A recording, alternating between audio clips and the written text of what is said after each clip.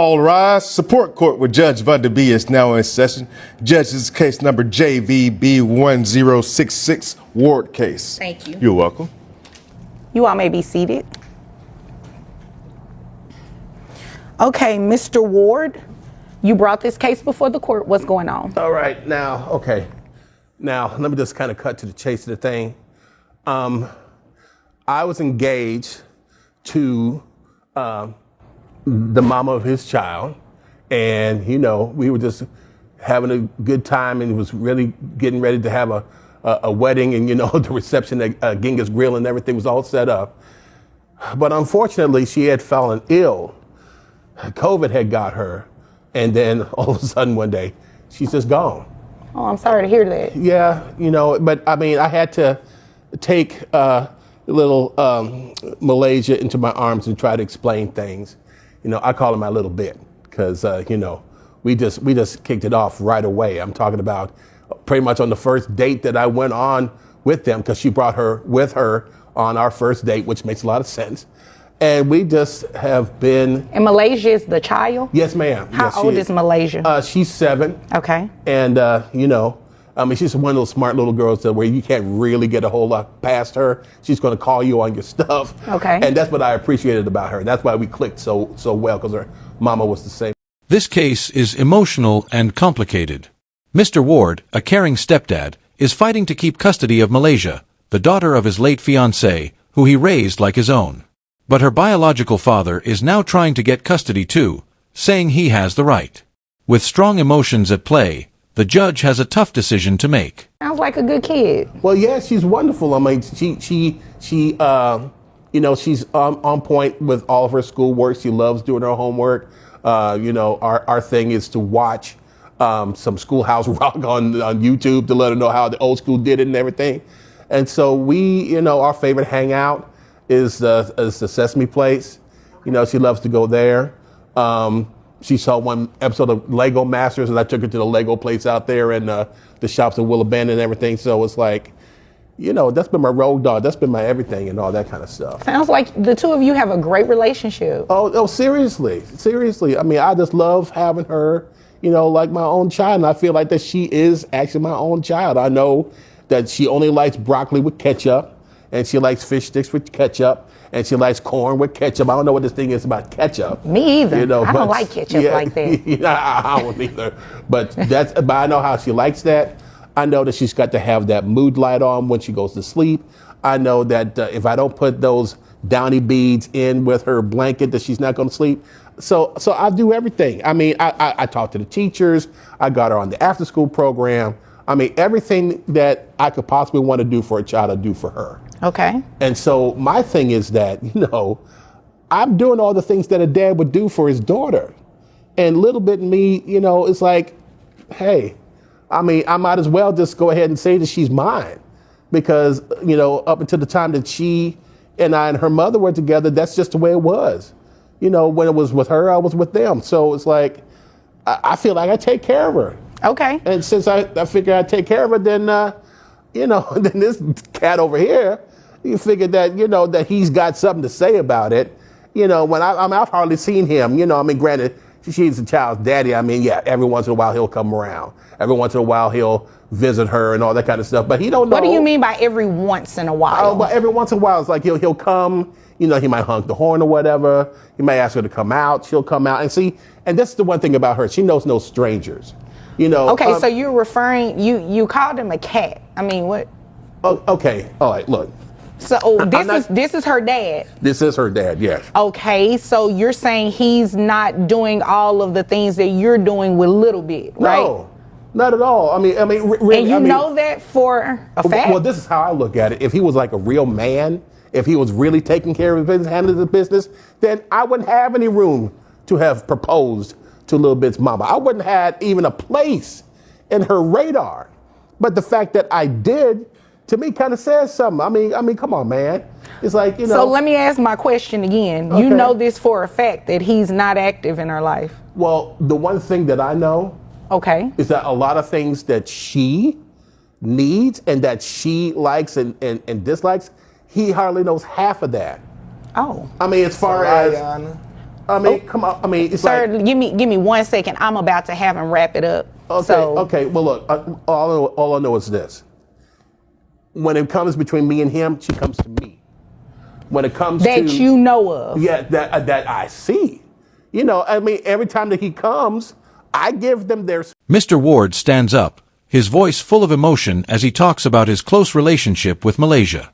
He recalls the sleepless nights he spent comforting her after her mother passed, taking her to school, helping with homework, and all the small moments that brought them together. He says he's always been there for her. But beneath his love, there's frustration.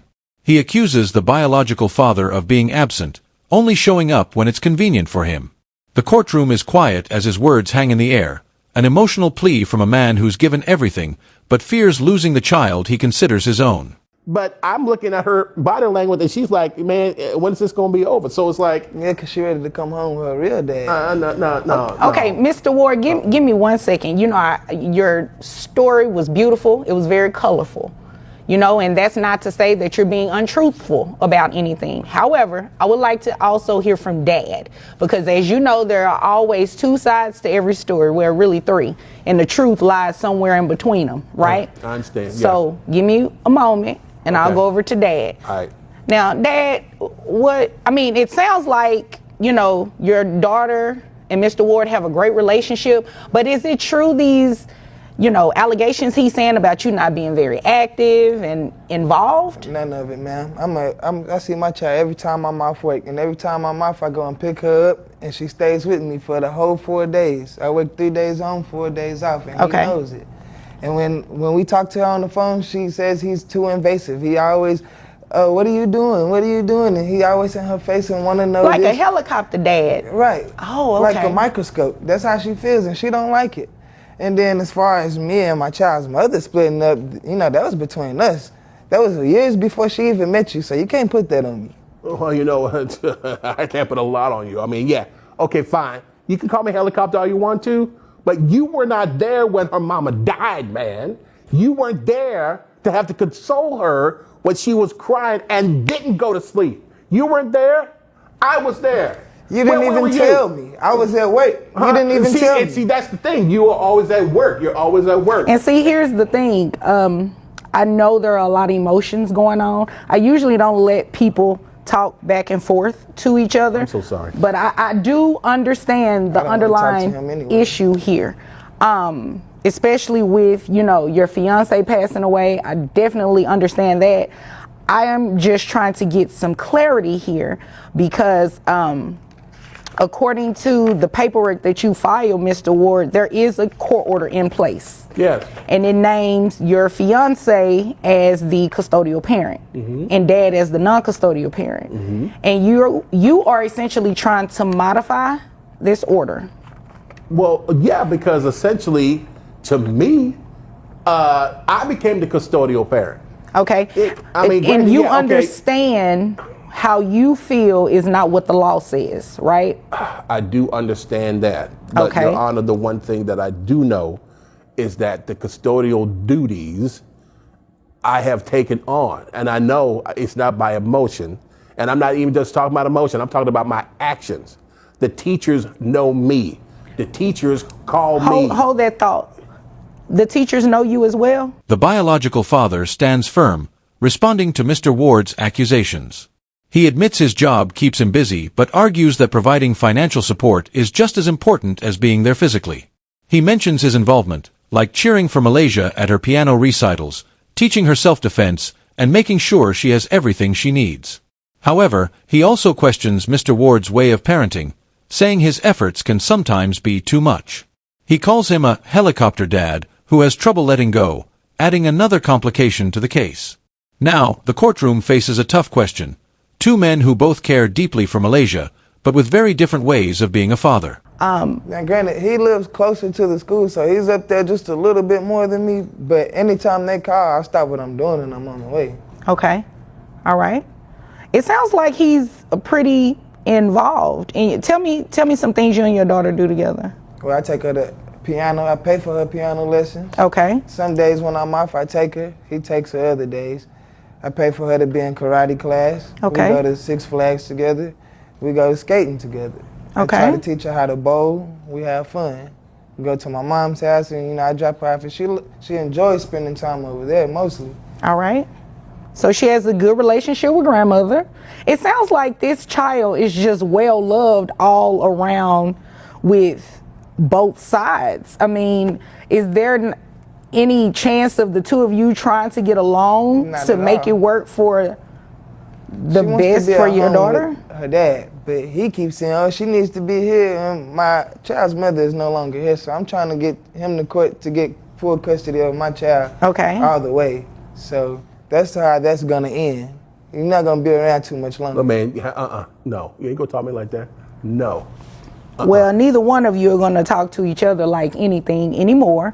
I'm ready to make my ruling. I've heard what the both of you have to say. I understand that dad is pretty involved with the child. He's paying for teaching her how to skate, paying for karate. She has a great relationship with her paternal grandmother. It sounds like dad wants to be a part of the child's life. I also understand, Mr. Ward, your heavy involvement with the child. You have a nickname for her. You all do things together. She loves ketchup. You know all about her nightlife and her sleep routines and everything like that. However, that does not negate the fact of what the law says. The child was not left with you by dad. Her dad is still alive. Sounds like he's very active. Doesn't sound like he, is a deadbeat parent by any means. He is making the expenditures that any parent would do. And he also said he's trying to petition the court at some point to get sole custody of his daughter. So based on that, I have no other choice but to dismiss your claim because you do not have any grounds to be petitioning this court for child support.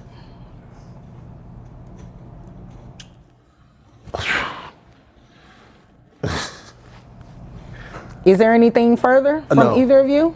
No, ma'am, I'm very happy with the verdict. Okay. All right. Well, if there's nothing further, you all are dismissed. Thank you. What? With both sides making strong arguments, the judge steps in to clarify the legal issues. She acknowledges Mr. Ward's deep commitment and praises his role in Malaysia's life. However, the law ultimately favors the biological parent. Since the father is present, involved, and now seeking custody, Mr. Ward doesn't have the legal right to ask for custody or child support. The judge has no choice but to dismiss the petition, which is heartbreaking for step-parents who give everything without legal protection. This case isn't just about Mr. Ward and Malaysia. It also highlights the larger challenges step-parents face in the legal system. The decision is difficult and emotional, showing the struggles of being a parent without legal rights.